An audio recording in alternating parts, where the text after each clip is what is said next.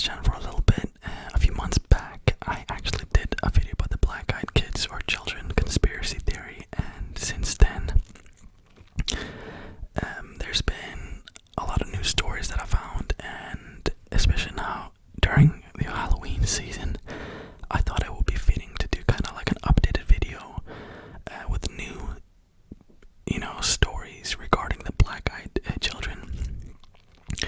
And the thing about this conspiracy, it's very difficult to find out like when it started, like when did this conspiracy theory start, where they first allegedly spotted. It's very difficult to say, but what is fact is that it's extremely widespread. It's all over the world. I mean, before I thought it was only in America this thing happened, and most of the sightings are from America, but if you look at pretty much all over the world, there are stories about black-eyed kids, which is extremely creepy and maybe gives it a little bit more credibility. But yeah, before I start, I just want to say thank you guys so much. Jesus Christ. Thank you guys so much for watching my videos. It means a lot to me, and thank you for just liking and commenting, and you don't have to comment, but just thank you for watching. That's all I can ask for you to watch, and thank you so much. I really, really do appreciate all of you guys. You guys are so kind. So yeah, without any further ado, let's go right into the first story called Midnight Caller.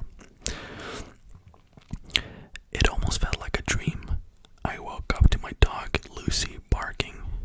She was upright in the bed where my husband and I were sleeping with our 12-month-old daughter, staring at our door like an unknown stranger was out there rummaging around. I thought she was just freaking out over the house noise. We'd only had her for 3 months, and she was still a puppy. It could have been anything: a roommate, a creak from the house settling, the awnings moving, I don't know what that means, moving outside the breeze. I wasn't too concerned initially. I decided the best bet would be to open the door and show her nothing was there. It sounds a bit silly, but that's what we do with our daughter when she gets scared, and I figured it would work on a puppy too. I opened the door, and she raced to the front door. She stood there, snarling at the door. It was an angry, violent growl, Jesus. One I had never heard her make before. I looked at her and opened the baby gate blocking the doorway, planning to open the door and show her everything was okay. Let me see, position myself here. The second my hand reached for the deadbolt, Lucy, our dog, went wild. She started barking and jumped toward me, and when I touched the metal, she suddenly changed her temper. She whimpered, almost like she was afraid, and backing down. As her mannerisms changed, so did mine. I wasn't too calm anymore. My heart was racing and sinking at the same time. I had been flooded with a mixture of fear and dread. I looked through the peephole. I can't explain why, but I looked. Outside were 2 kids, and at that point, I'm leaving the door. One was just a smidgen shorter than me, and didn't look much younger. I'm 21, and she looked to be around 16 or 17. She was slender and pale. Her hair was a light shade of honey blonde, and she wore it long, almost about mid-back, with long, thin blunt bangs in the front that covered most of her eyes. She wore jeans, a light wash that's popular right now,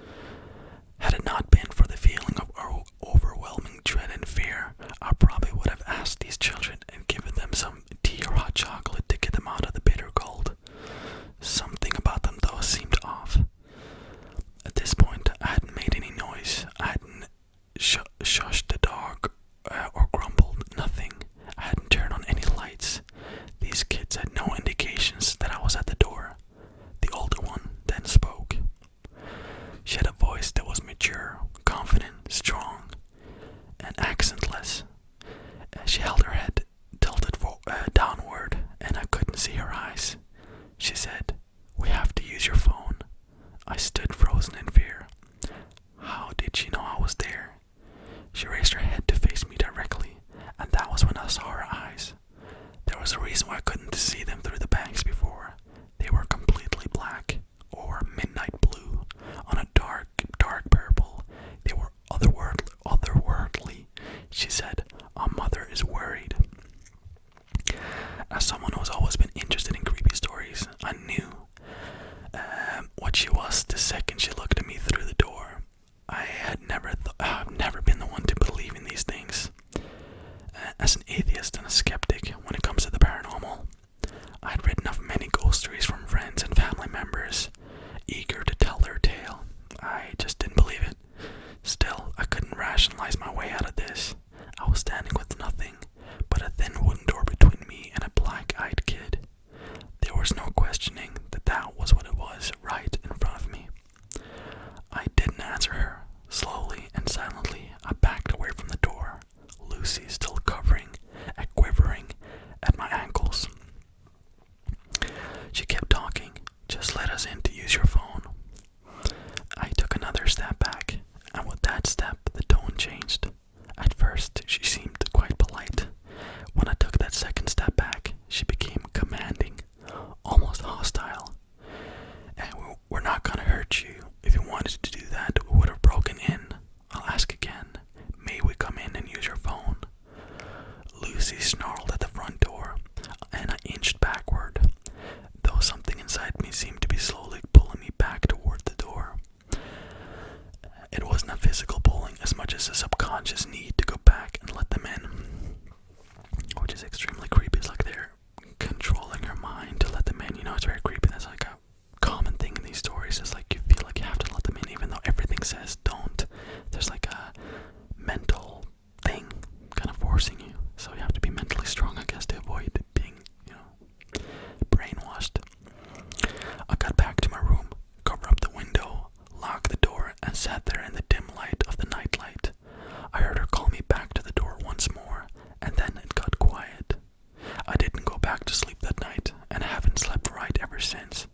I know from reading about them that the black-eyed kids can't just come in without permission.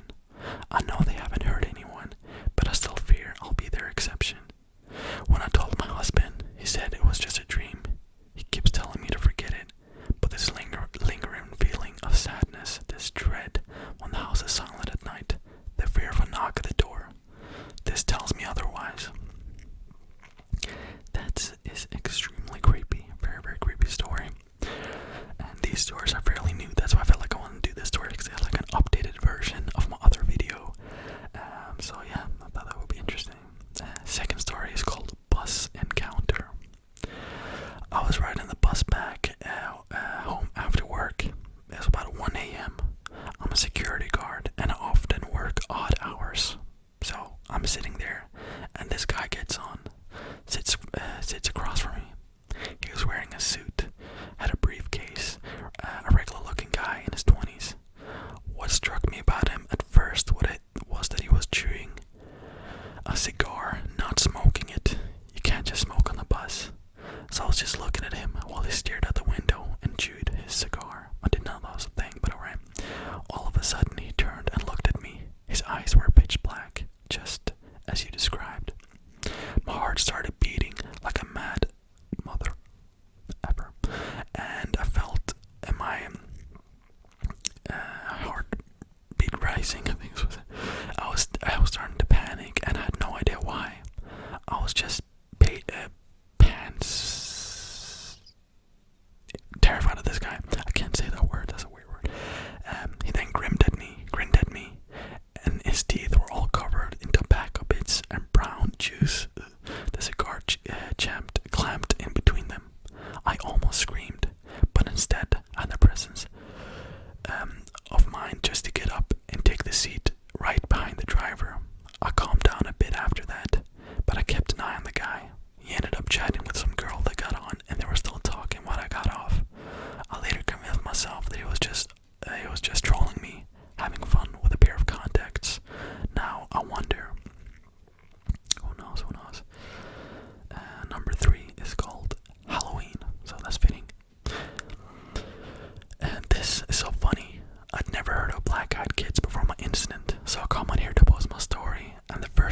fantasies about black-eyed kids weird.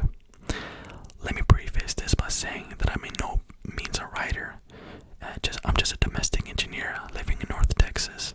Also, I don't believe in the paranormal, ghosts, demons, aliens, whatever. However, I did have an event happen to me this Halloween. I have to admit, it has me scratching my head. This is my first post on Reddit, and sorry to say, I'd never heard about this until yesterday. I told my best friend about this incident, and she is an avid reader of non-sleep. She's an avid reader of no sleep, and she told me that if I didn't post it, she would. So here I am. Anyways, hope you enjoy it. So I'd been to this. So it had been a slow trick or treat night in our neighborhood that evening, which is pretty odd in itself. We usually have kids from different areas dropped off in ours, and I'm sorry about that. That's what happens when you live in an apartment complex, I guess. In ours, and have a constant parade at our door. That night, I'd say we'd have no more than 8 or 10 groups of kids come by the entire night. It was almost 9:30 p.m. and my husband and I were sitting in our family room watching some ghost shows based off supposedly actual events. Like I said, I don't believe in that stuff, but I do like a good ghost story now and then, and this was Halloween after all. We hadn't had any activity at the door for over half an hour, and it was getting late, so we decided to turn the porch light off and let our dog Chloe out of her crate. Chloe is an American bulldog and is very, I don't know what that word is. I'm sorry, calm. We only put her in the cage because we were afraid she'd try to get out and play with all the kids, and I didn't want to have to chase her down the street. Also, we didn't want her to scare any of the kids because she would look a little bit intimidating to younger kids. So I turned the outside light off, let Chloe out, and she followed me back to the couch, and she laid down by my feet. It was getting close to 10 p.m. when my husband decided that we had enough fun for the night, and that we were going to go upstairs, take a shower, and get ready for bed. After all, it was Thursday, and we still had to get up early the next day. My teenage son was out with his friends at this local haunted house, and wasn't expected to look for another hour or so. So that left me alone on the couch with Chloe. What are they doing upstairs? Sounds like a murder or something, Jesus Christ. Now, just because I don't believe in ghosts doesn't mean that those shows don't freak me out a bit. And being alone, not watching it, I'd have to say that was kind of on edge, as it were. It wasn't long after I heard the upstairs water for the shower turn on when there came a light knock at the front door. I'm so sorry. My initial reaction was, what the hell, really? It's almost 10, go home. But soon, an uneasy feeling came over me. Why the knock? Our doorbell glows in the dark, and without the porch light, it would be extra obvious for anyone there. I paused. I couldn't really just ignore it. Our front door has a big, bewelled glass panel, and anybody at night at the door could see in enough to see someone was in the family room watching TV. It would be pretty rude for me to just sit here and not answer. Knock, knock, knock. Again from the door. I glanced down at Chloe and she was gone. What are they doing? My gaze followed her to the usual path to the front door, expecting her to be on her way there, as she normally does. Nothing. She wasn't there.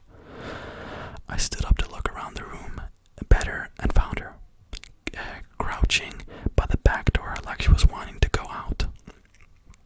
However, she never asks to go out like that. She always comes to me and licks my hand or puts her head in my knee. This was totally out of character for her, and I have to say it kind of freaked me out a bit.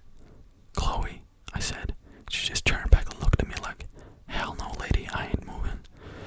I yelled up to my husband, but if he was already in the shower, I knew there was no chance of him hearing me. Knock, knock, knock.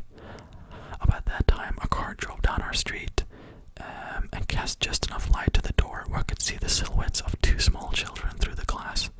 I instantly felt relief. It was just some kids, probably a couple of neighbors on their way back home that wanted to stop by to show me their costume or something. I headed back to the door and looked back to make sure Chloe wasn't going to follow. What a great watchdog, I thought to myself as she just sat there.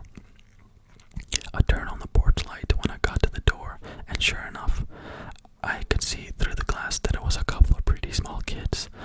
A little late for such young ones, I thought, and began to wonder what about kind of parents would let their kids out on the street that late at night. I only opened the door enough for where I could block Chloe's escape if she decided to growl, which was only about 2 feet. When she was only about 2 feet behind me, what struck me immediately as odd was the kids weren't wearing any costumes. They were normal street clothing. Also, no customary trick or treat either. I began to feel very uneasy again. I am so sorry. It's very late, by the way. I have no clue what they're doing. It was a girl and a boy. The girl to my left was older. I'd say about 11 or 12. I could tell that she was blonde, but it didn't make any distinct features as our lights are from high above, and our columns at the front of the porch, so most of the light was just coming from behind them. I had not opened the door wide enough for any light from inside to hit them directly. The boy was younger and about a foot shorter. I'd say about 8 or 9, and looked to have a light brown hair. The girl very politely spoke up. "Ma'am, can we please come inside and use your phone to call our mom?" As she spoke, something in the pit of my stomach was telling me something was wrong. What kid, even at that age, doesn't have a cell phone on their own these days? I couldn't remember the last time I'd had anybody ask to use my phone. "Hon, don't you have a phone of yourself that you could call, or used to call your mom?" I asked. That was when things got really weird. Both kids turned to look at me, to one another, like they were going to say something to one another. But neither of them spoke. They both turned back to me, and the girl said, "Ma'am, my cell phone battery doesn't have any charge left in it. Can we please come inside and call our mother? We're alone out here, and my brother is scared." I have to admit, there were two competing feelings going inside me. The first, that of a mother's heart that wanted to help these two small children get to their mom. The other, a sinking fear in my gut that was keeping that other feeling at bay. It was then that I noticed that during these short conversations, I had already opened the door a few extra inches, which I was completely unaware of doing. I stopped. "Honey, why don't you give me your mother's number and I'll call her myself?" Another pause, and they looked at one another. After a short moment, they turned back to me and said, "Ma'am, my little brother has to use your bathroom. Can we please come inside while you call our mom?" And with that last statement, the little girl moved closer toward the door like she was going to just walk in right by me. As she did, She stepped into the light coming from inside the house, and I got my first real good look at her. Solid, jet black eyes. That's all I could see. That motherly instinct was gone and replaced by terror. I couldn't think I've ever felt anything like that in my life. I could feel every hair on my arms and back standing at attention. I closed the door to where just my face was able to stick out. The little girl stopped and again pleaded, "Please, ma'am, we really are scared and we're alone out here. We have to come inside. Please help us." Then, like on cue, both kids began to whimper and cry. That's when the fear took over, and I shut and locked the door. "I'll call your mom if you give me the number," I shouted at the door, "but I'm not letting you into my house." I could still see them stand out there on the porch, just staring at me through the bewelled glass pane. Yeah, part of me wanted to go or run upstairs to my husband, but the bigger part didn't want to lose track of where they were. That would have freaked me out even more, not knowing where they were. After what seemed like forever, but probably only a few seconds, I decided to call my neighbor that lives across the street. As I made my way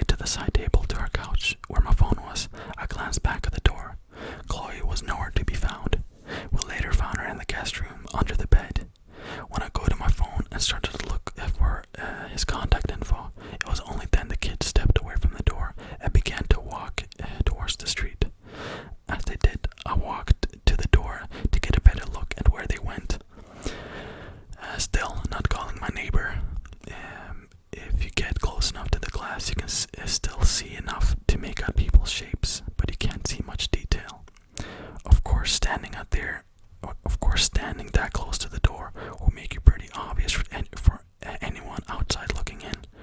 From the door, I could see the kids were still standing underneath the street lamp nearest my house, staring at me. As I lifted the phone to my ear after calling, only then did the kids start walking down our street. I met my neighbor under the lamp once he was out there, but the kids were nowhere to be seen. Like I said, I don't believe in any of this stuff, and I'd never even heard about black-eyed kids before talking to my friend. What I have to think, is these kids were just out yanking people's chains on Halloween night. But I would say this for them: they were good, really good at it. They scared the hell out of me and my dog. Well, there you go. That was some news stories of people experiencing black-eyed kids, which it's extremely creepy. Like, what would you do in that situation? You know what I mean? I probably would have, in the beginning, maybe listened just like these people did, and then eventually be like, no, because maybe you have like a feeling. I feel like if it's truly evil, maybe it sends out a vibe that we can feel, as a defense mechanism. I don't know, but yeah, I hope you enjoyed these stories and they weren't too creepy.